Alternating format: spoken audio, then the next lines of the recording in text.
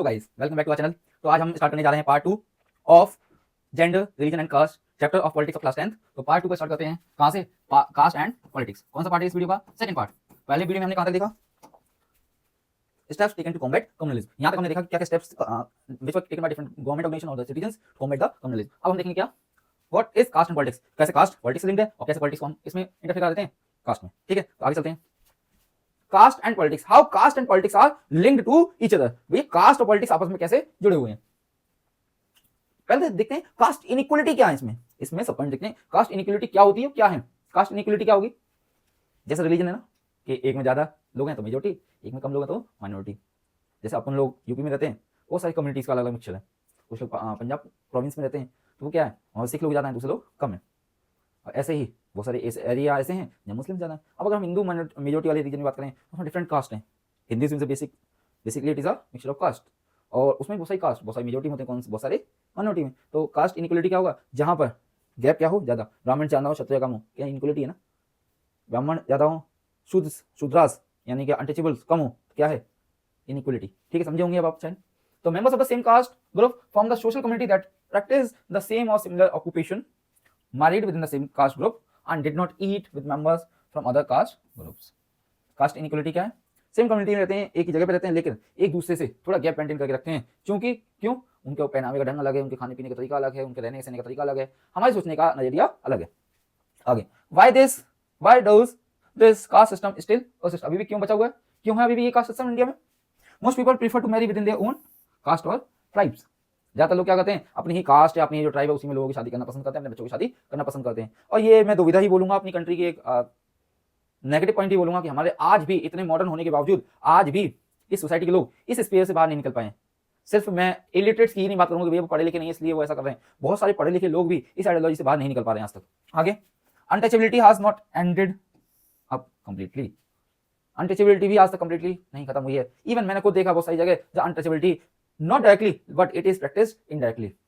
ठीक है, इसलिए वो आज तक खत्म नहीं हो पाई। The caste group that has access to education has continued to do well. जिन कास्ट ग्रुप्स ने, यानी जो भी कास्ट ग्रुप रहे हो, जो जिनके पास क्या है, those have the access to education have continued to do well.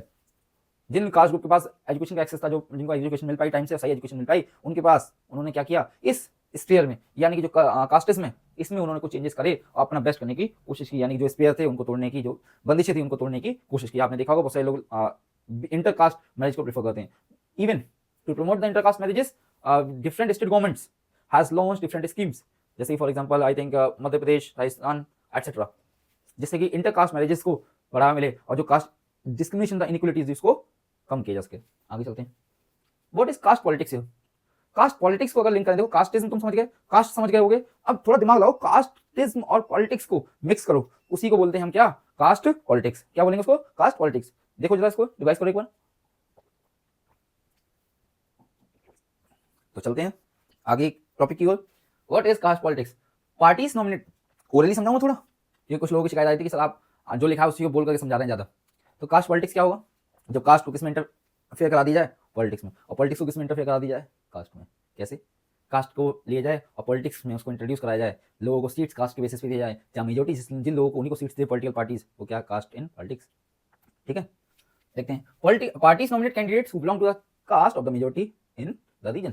यानी कि मान लो ये एक पर्टिकुलर एरिया है और इसमें ए कम्युनिटी के ज्यादा से ज्यादा लोग हैं। यहाँ कौन सी कम्युनिटी के? A community. कौन सा? A community. यहाँ पे बी भी है, सी, डी और ये ई, अलग अलग एरिया। सबसे ज्यादा मेजोरिटी में कौन है? ए। तो ज्यादा पॉलिटिकल पार्टी चाहेंगे कि भैया ए वाली कम्युनिटी के ही लोगों को क्या दे, वो सीट दे, जिससे कि मेजोरिटी की वजह से जितने चांसेस किसके बढ़ेंगे, ए कम्युनिटी वाले मेंबर के। सभी पार्टीज कोशिश करेंगे। When government is form, parties ensures equal representation. जब भी गवर्नमेंट बनेगी तो जो भी लेजिस्लेटिव असेंबली में मेंबर होंगे उसमें चाहेंगे भैया सभी को, यानी जितने भी कम्युनिटीज हैं सभी को क्या मिले, लगभग इक्वल पार्टिसिपेशन मिले। ऐसी कोई भी कम्युनिटी या कम्युनिटी ग्रुप ना हो या कास्ट ग्रुप ना हो जो पीछे ले जाए। स्पेशली अगर हम लो क्लासेस की बात करेंगे, ट्राइबल सोसाइटी की बात करेंगे, तो सभी पार्टी चाहती है भैया उनके मेंबर्स का रिप्रेजेंटेशन एटलीस्ट होना चाहिए, क्योंकि सबसे बड़ा जो मेजोरिटी फॉर्म करती है जो भी हमारी कंट्री में, वो है शेड्यूल कास्ट और शेड्यूल ट्राइब्स मिलकर के, यानी जो लोअर क्लासेस हैं, लोअर कास्ट ग्रुप्स हैं, वो मिलकर के बहुत बड़ा एक रिप्रेजेंटेशन तैयार करते हैं। इससे जितनी पॉलिटिकल पार्टी जो भी गवर्नमेंट बना रही है वो क्या चाहेगी कि भैया सभी को बराबर रिप्रेजेंटेशन दिया जाए, किसमें, लेजिस्लेटिव असेंबलीज में, स्टेट हो या national. Parties and candidates appeal to the caste sentiments to gain support. जो भी पार्टीज हैं, पॉलिटिकल पार्टीज, वो लोग कास्ट सेंटिमेंट्स को अपनी तरफ अट्रैक्ट करने की कोशिश करती हैं। क्यों? जिससे वोटों को अपनी तरफ खींचे। For example, only for education purpose BJP अपनी तरफ कुछ कम्युनिटी ग्रुप को लेकर रखती है। समाजवादी पार्टी यदुवंशी यादव लोगों को उनके जो कास्ट के नाम पर उनसे वोट मांगती है कि भैया हम आपका रिप्रेजेंटेशन कर रहे हैं। ब्राह्मण्स और दलित इनका रिप्रेजेंटेशन उत्तर प्रदेश में बीएसपी करती है, बहुजन समाज पार्टी, है ना। तो ये किसके नाम पर वोट मांग रहे हैं? किस पर? इवन एक पार्टी है जाटों से, जाट लोग जो हैं, जो कि मतलब अपने आप में बहुत बलशाली माने जाते हैं और इवन मेडिवल टाइम से मेडिवल इंडिया में इसका बहुत बड़ा रोल रहा है। तो एक पार्टी है जिसको आरएलडी बोलते हैं, वो उनसे सपोर्ट मांगती है। किसके नाम पर? कास्ट के नाम पर, कास्ट सेंटीमेंट्स के नाम पर। भैया हम आपको रिप्रेजेंट कर रहे हैं, हम आपके रिप्रेजेंटेटिव हैं, आपकी शक्ल, आपका फेस कौन है? हम हैं। आपके हित की बात कौन करेंगे? हम। तो क्या है? Parties and candidate appeal to the caste sentiments to gain support. अगला पॉइंट समझा दिया मैंने, ये भी समझा दिया। Next, parties act like they care about lower caste due to the high population in India so that they can win elections easily. मैंने बता दिया कि भैया लोअर कास्ट की बात सभी पार्टीज करती हैं। क्यों करती हैं? क्योंकि भैया उनकी पॉपुलेशन ज्यादा है, हाई पॉपुलेशन है, तो जिस जब पॉपुलेशन ज्यादा, तो अगर उनका सपोर्ट उनको मिलेगा उस पॉलिटिकल पार्टी को, तो भैया सीधी सी बात है, गवर्नमेंट बनाने में बहुत आसानी रहेगी। आगे चलते हैं। What are the limitations? वो इतनी सारी चीजें हैं, इतने सारे चेंजेस हैं, इतनी सारी चीजें, हम लोग पॉलिटिकल पार्टीज भी हमको सपोर्ट करेंगे, तो what are the limitation? Limitations क्या क्या है? तो पहली लिमिटेशन, no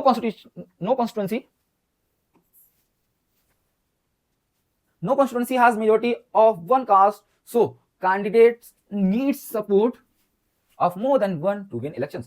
किसी भी पर्टिकुलर कम्युनिटी, मान लो मैं ये कहता हूं ये एक पर्टिकुलर कॉन्स्टिट्यूंसी है, ये मैंने कुछ डिफरेंट, मैं कह रहा हूं ये एक कम्युनिटी है, ये दूसरी है, ये 3-4 कम्युनिटी हो गई मेजर, और बाकी क्या है? माइनर कम्युनिटीज, है ना, मेजर और माइनर। अब यहां पे बोला है no constituency have majority of one caste. किसी भी एक कम्युनिटी यानी कि कॉन्स्टिट्यूंसी थी पूरी, इसमें किसी भी एक कास्ट की मेजॉरिटी नहीं होती।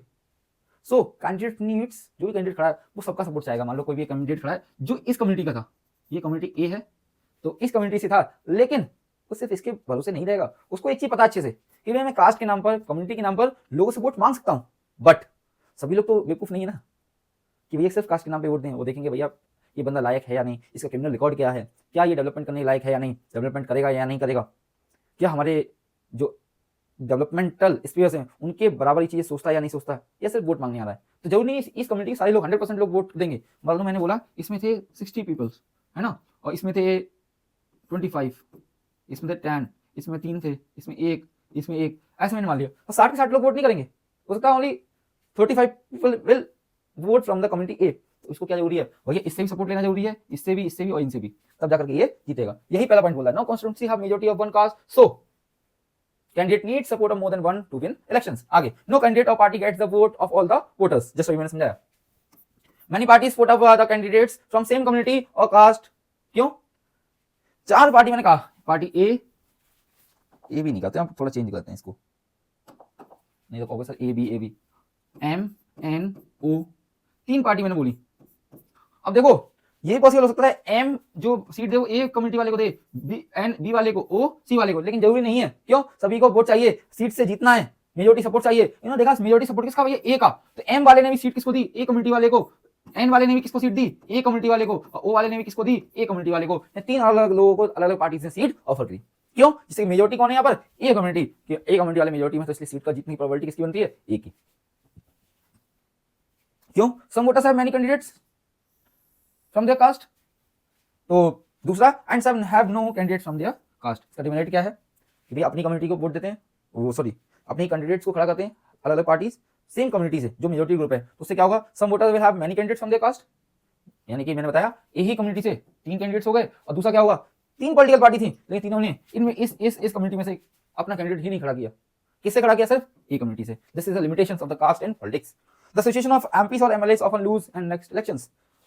The sitting MLAs or MPs may have the possibility to lose in the upcoming elections. This could not happen if caste has frozen political preferences. इसका मतलब समझिए, ये यहाँ पर समझना इंपॉर्टेंट है। पूरा स्टेटमेंट तो आप समझाओगे यहाँ से वहां तक, लेकिन ये नहीं समझ पाओगे। क्यों?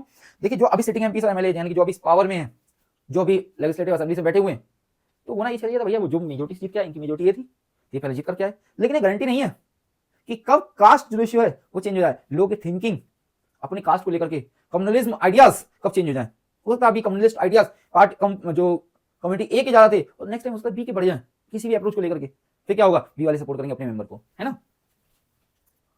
यहाँ पर लिखा हो this could not have happened if cast have frozen political preferences. अगर फ्रोजन पॉलिटिकल प्रेफरेंसेस यानी कि सेम प्रेफरेंसेस होती कि भैया ए की पार्टी को लोग सपोर्ट करेंगे, जैसे कि सपोज कि भैया लोग तो सिर्फ बीजेपी को ही सपोर्ट करेंगे, तो फिर तो भैया आने वाले 500 700 1000 साल तक बीजेपी के एमएलए एमपीज बनते नहीं ना। लेकिन हम देखते हैं कि अभी 4-5 साल तक तो बीजेपी का रहा, और नेक्स्ट कम्युनिटी में नेक्स्ट इलेक्शंस में आकर बहुत सारी बार ऐसा होता है ना कि हाँ उसी कम्युनिटी से 4 बार बीजेपी का कैंडिडेट रहा, एक किसी मेजोरिटी या माइनॉरिटी ग्रुप से, लेकिन अगले इलेक्शन में हार गया, है ना। तो ये पॉइंट लास्ट वाला यही समझा रहा था। Next let's move forward. The outcomes of political expression of caste. जो पॉलिटिकल एक्सप्रेशन ऑफ कास्ट है उसके आउटकम्स क्या है, क्या बेनिफिट्स हैं, जरूरी है या नहीं, क्या फायदे हैं हमारे लिए, तो देखते हैं। It has provided space and opportunity for the disadvantaged group to determine their share in power. कि भैया डिसएडवांटेज ग्रुप यानी जो माइनॉरिटी ग्रुप्स हैं उनको भैया अपना रोल प्ले करने में, कि भैया उनका क्या स्टैंडर्ड है, क्या उनका क्राइटेरिया, क्या रेशियो है इन द पावर शेयरिंग, वो बताने में इसने हेल्प किया। It has also help them to fight for social justice. ये सोशल जस्टिस यानी कि सोशल इक्वलिटी के लिए लड़ने के लिए भी इसने हेल्प किया। Cast based politics is certainly not healthy in democracy. क्यों नहीं है, क्योंकि अभी हमने देखा, जस्ट मैंने अभी आपको समझाया ये वाला पॉइंट कि भैया एक ही कम्युनिटी के लोगों को सभी पार्टीज क्या दे रही हैं, सीट दे रही हैं, तो बाकी कम्युनिटी का रिप्रेजेंटेशन सही से हो नहीं रहा, तो क्या ये सही से डेमोक्रेसी है, नहीं है। किसको दे रहे हैं, जानबूझ के उसको दे रहे हैं जिसकी प्रोबेबिलिटी ज्यादा है, होता वो कम्युनिटी या ग्रुप सपोर्ट ही, मतलब सपोर्ट यानी कि उनका चाहिए ही ना हो, होता है कि थोड़ा चेंजेस चाहिए, सोसाइटी चेंज मांगती हो, लेकिन पॉलिटिकल पार्टीज उसको सीट्स ही ना दे रही हो, होता है वो कम्युनिटी डिजर्व ना करती हो, उसका डेवलपमेंट हो चुका हो, लेकिन दूसरी कम्युनिटी डिजर्व करती हो, लेकिन ऐसा नहीं है, जो चीज़ें चली आ रही है वही चली आ रही है। तो it is not healthy for democracy. जो कास्ट बेस्ड पॉलिटिक्स है वो हेल्दी नहीं है। It can divert attention from other important issues like poverty, development and corruption. जो कास्ट बेस्ड पॉलिटिक्स आपने देखा होगा, जब भी इंडिया की जनता ये आवाज उठाती है कि नहीं भैया हमें क्या चाहिए, गरीबी से मुक्ति, हमें गरीब नहीं अमीर होना है, डेवलपमेंट चाहिए, यहाँ पे हमारा डेवलपमेंट नहीं हुआ, या फिर हमारे आसपास एरिया में बहुत ज्यादा करप्शन है, तो तुरंत कोई ना कोई कमेटी या कोई ना कोई पॉलिटिकल पार्टी ग्रुप या एनजीओ ऐसा काम करती है भैया कास्ट बेस्ड पॉलिटिक्स भड़क जाती है, जिससे लोगों का ध्यान हट जाए। ठीक है, ये यहाँ पे पॉइंट है कि डाइवर्ट करने की कोशिश की जाती है कास्ट के मैटर से, किसको, पॉवर्टी के बहाने से, डेवलपमेंट के बहाने से और करप्शन के बहाने से नहीं। किन मैटर्स को डाइवर्ट करने की कोशिश की जाती है, उल्टा समझो, क्या पॉवर्टी, डेवलपमेंट और करप्शन जैसे मैटर्स को डाइवर्ट, जब जनता बात करती है भैया ये हमें नहीं चाहिए, गरीबी नहीं चाहिए, हमें तो डेवलपमेंट चाहिए, करप्शन नहीं चाहिए, इन मैटर्स को भटकाने की कोशिश की जाती है, किसके हेल्प से, कास्ट बेस्ड पॉलिटिक्स की हेल्प से। It can also lead to tensions, conflicts and violence. हमने देखा है जो कास्ट बेस्ड पॉलिटिक्स है उसकी वजह से बहुत सारी कंट्रीज में डिफरेंट ग्रुप्स में टेंशन होती है, आपस में मतभेद होता है, कॉन्फ्लिक्ट मतलब मतभेद, एक लोग एक कम्युनिटी के दूसरे कम्युनिटी से चढ़ने लग जाते हैं, जलने लग जाते हैं, एक दूसरे सपोर्ट करना बंद कर देते हैं, एक दूसरे से दूरियां बना लेते हैं। इवन वायलेंस मतलब हिंसा, आपस में लड़ने झगड़ने लग जाते हैं। जैसे कि आपने देखा होगा रिसेंट टाइम्स में कुछ सालों से हिंदूज और मुस्लिम्स में हमेशा टसल बना रहता है। ठीक है, तो यही यहाँ तक है। अगला देखते हैं व्हाट आर द सॉल्यूशन, कि भैया जेंडर, रिलीजन और कास्ट जो टॉपिक है इसका सॉल्यूशन क्या है एक फ्रूटफुल डेमोक्रेटिक कंट्री होने के लिए। पहला, इकोनॉमिक डेवलपमेंट। जिन चीज़ों से गवर्नमेंट हमें भटका रही है कास्ट बेस्ड पॉलिटिक्स की हेल्प से, भैया हमें इकोनॉमिक डेवलपमेंट हो जाएगा, इकोनॉमिकली सभी लोग स्टेबल हो जाएंगे, सबका पैसा होगा अच्छा खासा। ठीक है, तो क्या होगा, लोग फिर कास्ट वाले स्पेस से बाहर निकलेंगे, अपने जो कम्युनल स्पेस से बाहर निकलेंगे। आपने देखा होगा जो पढ़े लिखे लोग होते हैं वो इन सब चीज़ों में पार्टिसिपेट नहीं करते, कभी लड़ाई झगड़े में भी पार्टिसिपेट ज़्यादा नहीं करते, वो अपने काम से काम मतलब से मतलब रखते हैं। ठीक है, अगर आप मान लीजिए आपके घर पे आ जाए तो आप उनके से नहीं पूछेंगे कौन सी कास्ट से हैं ये, कौन सी कम्युनिटी से हैं, कौन से रिलीजन से डिपेंड मतलब ये बिलोंग करते हैं। या कोई बड़ा एक बिजनेसमैन आ जाए तो आप नहीं पूछते, या फिर जब 10 या 20 बिजनेसमैन आपस में मीटिंग कर रहे होते हैं वो नहीं पूछते कि ये शेड्यूल कास्ट से है, शेड्यूल ट्राइब से है, या किसी माइनॉरिटी या मेजॉरिटी कम्युनिटी से है। क्यों, क्योंकि उनका एक पर्सपेक्टिव बताया कि इकोनॉमिक डेवलपमेंट, अपना प्रॉफिट जनरेट करना मोर एंड मोर। तो पहला सोल्यूशन क्या है, इकोनॉमिक डेवलपमेंट। दूसरा है अर्बनाइजेशन। जब अर्बनाइजेशन होता है, आपने देखा होगा अर्बन एरियाज में there is mixture of different communities and tribals groups, इसके अलावा religious groups, schedule caste, schedule tribes, religions. आपने देखा अपनी कॉलोनी में अगर आप देखते होंगे तो एक मुस्लिम रह रहा है, एक हिंदू रह रहा है, एक सिख रह रहा है, एक पारसी रह रहा है। Such as the best example I can see here and describe here, it is Taarak Mehta Ka Ooltah चश्मा। आपने देखा होगा, दैट इज अर्बन सोसाइटी, है ना। और दूसरी तरफ आप देखें एक सीरियल आता था बालिका बधू, उसमें दिखाया गया कि कास्ट डिस्क्रिमिनेशन कैसा होता, मतलब बेसिकली जो फोकस किया गया वो बाल विवाह पे किया गया, लेकिन आपने बहुत सारे पार्ट्स में देखा होगा कि कास्ट वाली बात की जाती थी कि वो उस कम्युनिटी में नहीं जाना, वो ऐसा है, वो अछूत है, अनटचेबल है। ठीक है, लेकिन अर्बन एरियाज में ऐसा नहीं होता, हम सब इक्वल होते हैं, है ना। वहाँ जो डिपेंड करता है वो पैसा करता है। जो बिजनेसमैन हाई क्लास लोग होते हैं उनकी कम्युनिटी अलग होती है, लो क्लास लोगों की अलग होती है। जबकि रूरल एरियाज में, अनअर्बनाइज्ड एरियाज में क्या होता है, द कम्युनिटी और the areas are based on social discrimination. ठीक है, तो अर्बनाइजेशन भी जरूरी है। तीसरा, growth of literacy rate and education. अगर लिटरेसी रेट बढ़ेगा, नहीं लोग पढ़े लिखे होंगे, समझेंगे चीज़ों को, तो भी वो कास्ट जो पॉलिटिक्स में जो पॉलिटिशियंस गलत तरीके से उनको भड़काते हैं, गलत तरीके से उनको अपनी सपोर्ट में लेते हैं, उससे बच पाएंगे, है ना। तो अगर पढ़े लिखे होंगे तभी तो ऐसा करेंगे। आप देखिए पॉलिटिकल सिचुएशन चेंज हो रही है इंडिया में, क्यों हो रही है? क्योंकि लोग पढ़ लिख रहे हैं, समझ रहे हैं चीज़ों को कि पॉलिटिक्स कैसे चीज़ों को इधर से उधर क्या करती है, हेर फेर करते हैं, कैसे पॉलिटिशियन लोगों को भड़काते हैं। तो अगर लिटरेसी रेट बढ़ेगा तो भी ऐसा होगा, इसके अलावा एजुकेशन स्टैंडर्ड अगर बढ़ेगा तो भी ऐसा पॉसिबल हो सकता है। और आगे अगर जॉब्स बढ़ेंगी, देखिए जॉब्स बढ़ेंगी तो लोगों पे क्या होगा, क्या चीज़ होगी, देखो जॉब्स बढ़ेंगी तो लोगों पे क्या होगा, एम्प्लॉयमेंट होगा तो बेटर एजुकेशन होगी, अपने बच्चों को पढ़ाएंगे, खुद ही होता है अच्छे पढ़े हों या आगे एजुकेशन परस्यू करें, है ना। बेटर एजुकेशन होगी, एम्प्लॉयमेंट होगा, तो वर्किंग आवर्स कैसे होंगे, वर्किंग आवर्स यानी काम करने का टाइम ज़्यादा लगेगा, जब ज़्यादा टाइम लगेगा तो फ्री टाइम कम होगा, और जब फ्री टाइम कम होगा तो फालतू की बकवास कम सुनेंगे, है ना। फालतू की जो वायलेंस है उसमें कम पार्टिसिपेट करेंगे, अपनी फैमिली की तरफ ज़्यादा ध्यान देंगे। इसलिए जब जॉब्स ज़्यादा होंगी तो लोग इन सब चीज़ों की तरफ कम ध्यान देंगे, किसकी तरफ, कम्युनल वायलेंसेस की तरफ, एंड जो कास्ट सिस्टम जो प्रिवेल करता है उसकी भी तरफ। आगे अवेयरनेस, आप देखिए वो आने वाले टाइम में जो चल रहा है, इस टाइम गवर्नमेंट बहुत ज़्यादा कोशिश कर रही है कि अवेयरनेस को ज़्यादा बढ़ाया जाए। क्योंकि आपको इलेक्शन कमीशन ऑफ इंडिया जब इलेक्शन कंडक्ट कराते हैं तो बताते हैं भैया आपको अपना जो भी कॉन्स्टिट्यूंसी है उसमें कास्ट के हिसाब से वोट नहीं करना, कम्युनिटी के हिसाब से वोट नहीं करना, ये देखना आपके लाइक कैंडिडेट कौन है, आपका डेवलपमेंट कौन कर सकता है, इन सब चीज़ों को कौन आगे बढ़ा सकता है। और मेरी आपसे भी उम्मीद है, क्योंकि आप अभी 10th में हैं, हो सकता है कोई बच्चा 14, कोई 15, कोई 16, यानी आने वाले मैं उम्मीद करता हूँ 4 या 5 साल के बाद सभी बच्चे under the universal adult franchise, कौन सी, यूनिवर्सल अडल्ट फ्रेंचाइज, यानी कि the citizens of the age of 18 years irrespective of caste, religion और sex have the right to vote. तो आपको भी वोट देने का अधिकार मिलेगा, और आप भी ऐसे नीली सी इंक लगवा करके और इलेक्शन बूथ के बाद ऐसे करके उंगली करके और फोटो खिंचवाएंगे कि भैया हम भी वोट दे के आए, मेरा वोट मेरा अधिकार, इसे एक स्लोगन लगाएंगे। तो मेरी आपसे उम्मीद है कि इस चैप्टर को समझने के बाद आपकी इतनी अंडरस्टैंडिंग बनी होगी कि भैया caste in politics and politics in caste कैसे एक किसी भी रीजन को डोमिनेट करती है, जेंडर कैसे डोमिनेट करता है पॉलिटिक्स को, और पॉलिटिक्स कैसे खेल खेलती है जेंडर के साथ। ठीक है, that was all for this chapter. इस चैप्टर के question answers and one short question answer series will be discussed after the discussion of all the chapters in the upcoming time.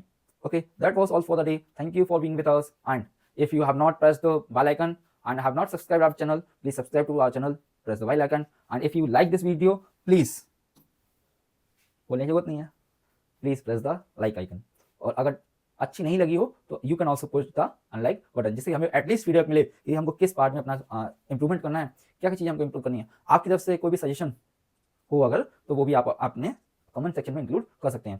Thank you for being with us. Don't forget to like and subscribe Mota Bhai classes. जय हिंद, जय भारत।